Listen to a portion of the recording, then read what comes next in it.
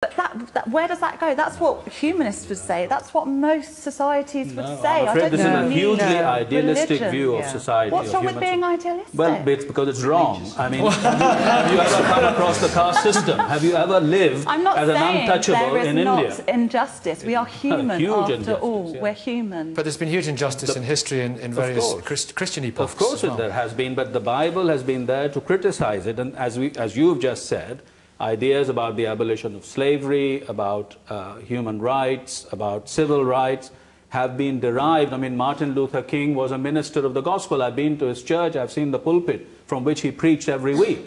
So is the Bible the moral guide above all else for this planet? It is historically the guide that has led to the kind of decent people that we are, that Professor Dawkins has mentioned. But the Bible also says, "Thou shalt not suffer a witch to live." And when that was taken as a moral principle, thousands of women died. Over centuries. Over centuries. In Europe, so as soon as you make the book the guidebook, rather than the one to whom the book bears witness, yes, you're going to get into all manner of trouble. Stephen. And that's exactly why we need constantly to be reinterpreting, re-examining, looking at understanding afresh the Bible in the context of 2011, not 2011 years ago, when, you know, we're talking about that society, that culture, the attitudes which permeate through. Why not a fundamental thought about revision? Then, because those I don't want to revise it. Well, why not new books? There have been holy things. It's a vital historical document. Right. We don't ask to revise the writings of Plato, in the past, Stephen. Or you know, we actually put new books in and take some of the others out. We actually need to understand it and understand the fundamental thinking and philosophy behind it in fresh ways, in the light of history, yes, in the light of modern theological criticism, yes, and we need to use revelation, which I believe didn't stop 2,000 years ago, but continues in the context of the society in which we live today. That means the end of slavery, the bad treatment of women, and some of the other stuff that, frankly, is rubbish in the Bible. But how do you decide? Frankly, it's rubbish in the Bible. There is some rubbish in the Bible. I'm looking at that purple shirt of yours and hearing what you're saying. No problem. I am not a Christian who finds simply my faith based on a book written 2,000 plus years ago. It's actually part of revelation and part of my faith in Jesus Christ. So we all want to do good, and we can discuss together how to do good. Why would we bother to go back to a book that was written 2,600 years ago in order to do that? When you think who wrote that book, they were ignorant, they were desert-dwelling scribes, they had absolutely no... This is the arrogance of the modern world. This is arrogance, that these people, these geniuses who put the Bible together Genius. Because even at the level of literature, I mean, why do you admire it as literature if they were not geniuses? Well, I admire the English literature of the... I've no idea about the original Hebrew. I know. To look at the Bible and have no idea about the original Hebrew and then to say they were ignorant is frightening. Francesca. Come on. I've got to answer that. Wait a minute. I've got to answer that. Of course, the Bible was written in Hebrew. I was about to say, when I was cut off, that I have no way of judging the literary quality of the original Hebrew. I'm told that it's very good. I'm told that the original Hebrew is a very good quality. Nevertheless, when we're talking about moral philosophy, when we're talking about the origin of the cosmos, when we're talking about the origin of life, when we're talking about why we all exist, there is no reason whatever why we should treat the writings of scribes in whatever it was, 800 BC, 600 BC, as being particularly wise. We could listen to Confucius, we could listen to the Buddha, there are all sorts of people we could listen to, and we could listen to modern philosophers as well and modern scientists as well. Once again, I come back to the point, there is nothing special about the Bible. Yes, I want to say, because it depends... Francesca, do forgive me, Laura, because Francesca was going to stand up for the Hebrew scribes. Go get them. Yes, I think I'm going to stand up for the Bible. I think we're all at risk of judging ancient people just because they're not like us, just because they've got very different ideas and cultural values to us. Sacrifice, yeah, most people don't really sacrifice within the Christian and Jewish traditions today. Some do, but most don't. That's something that's been moved away from. And it's not just because of a shift in holy space.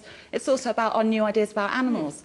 But I really feel that these ancient peoples were incredibly sophisticated, cultured, and the biblical writers themselves, it's not just that the Hebrew is very good, this is beautifully crafted literature. Well, yes, it's fantastic. I'm sure. But I mean, that's why I mentioned Confucius as well. But I think don't call them ignorant just because they had a different idea about the origins of the world than we do.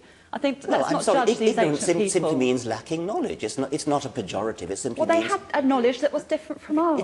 But it's wrong. It's just plain wrong. Right. OK, so as a Reformed Jew, and I think on behalf of lots of progressive religious people, my idea is that the Bible has developed. And no, you don't stay with just the Bible. The Bible in my life has a vote.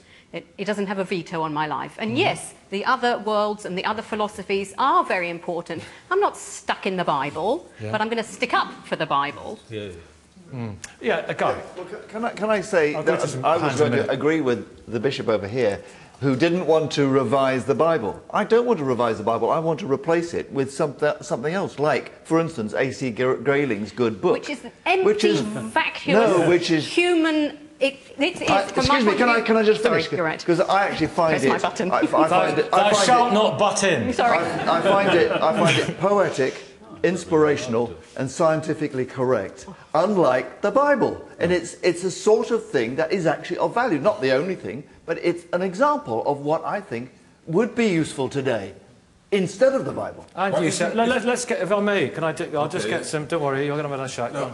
Quick points. We need to find out, is the Bible relevant? Without the Bible, I will not be a human being at all. I studied a lot of humanism, a lot of sciences. Nothing was able to transform my life. And there in the Bible I found meaning. That's why I am here even before here. Because you mentioned ignorance and other things. That's what people like me were considered a long time ago. But the Bible liberated us. It's given meaning to your life. Yes, yeah, Ian.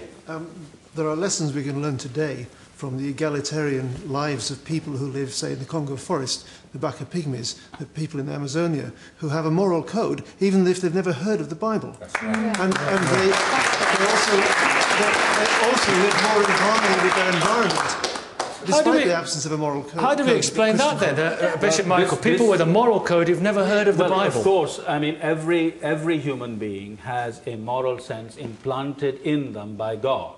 We are not in any way doubting that, but I would urge you not to idealize the communities in the Amazon.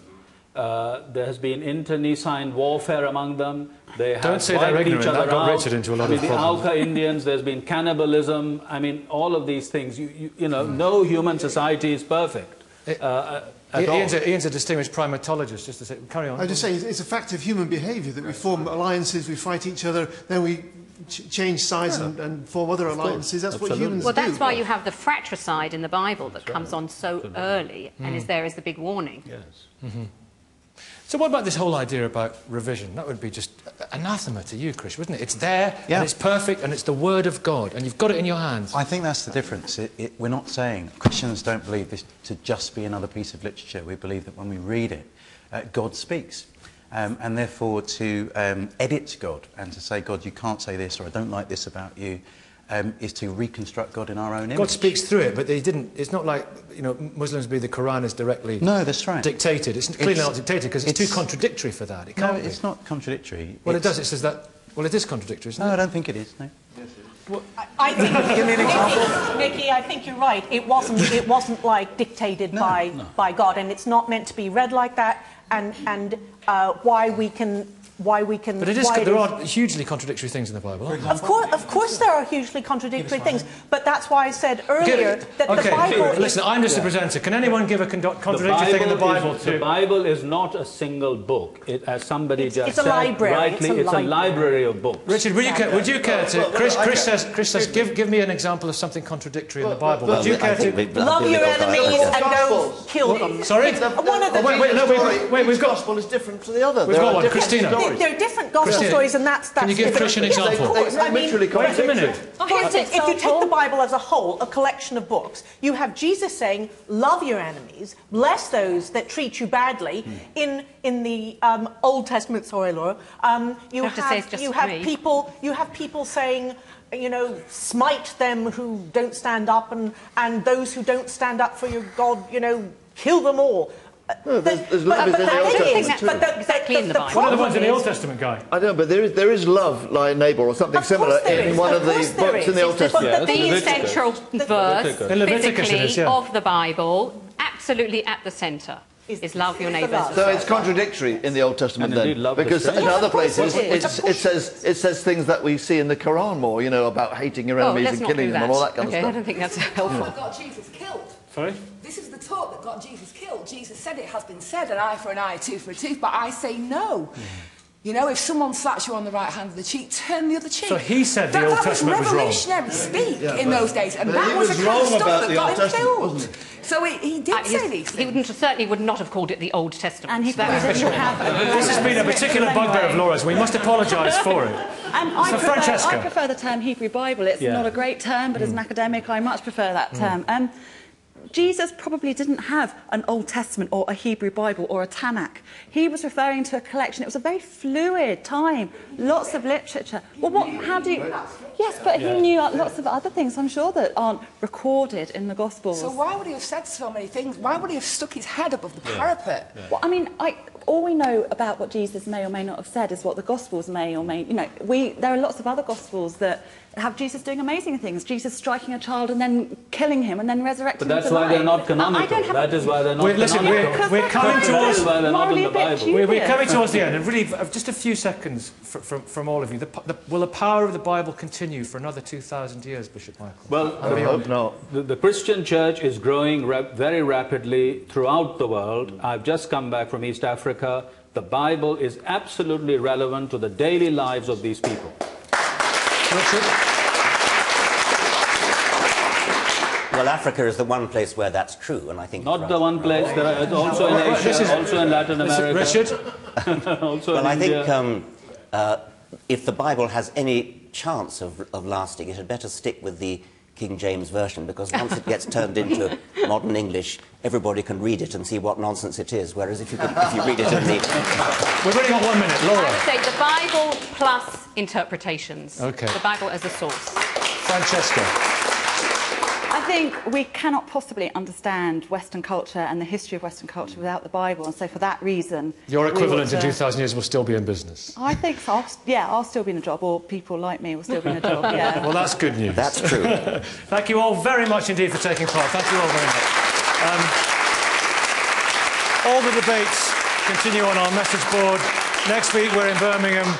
We hope to see you there. Goodbye from everyone here in Bury. Have a good Sunday.